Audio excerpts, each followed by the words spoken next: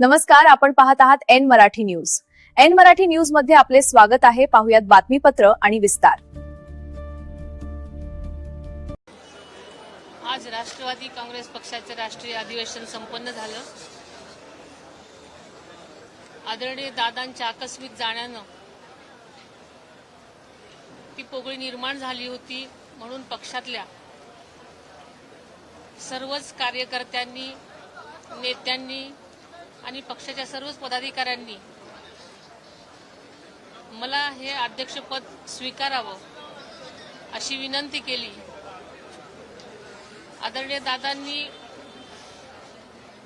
35 वर्ष काम करत असताना महाराष्ट्रातील प्रत्येक व्यक्ती एका कुटुंबासारखं त्यांनी जपलं होतं. त्यांची स्वप्न अशीच अर्धवट सोडून ते अचानक आपल्यातून निघून गेले आणि सगळ्यांची एकच इच्छा होती की दादांच्या जागी आपण जर आलात तर आपण सगळे मिळून सगळ्यांच्या साथीनं दादांची ही स्वप्न पूर्ण करू.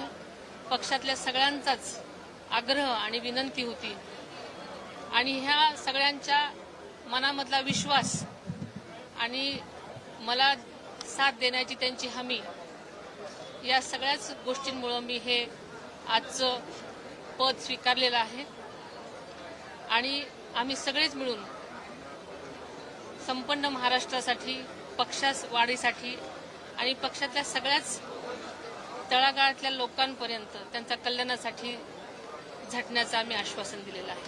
धन्यवाद. आजच्या बातमीपत्रात इथेच थांबू. पाहत रहा एन मराठी न्यूज. बातमी आवडली असल्यास चॅनलला लाईक, शेअर आणि सबस्क्राईब जरूर करा. धन्यवाद.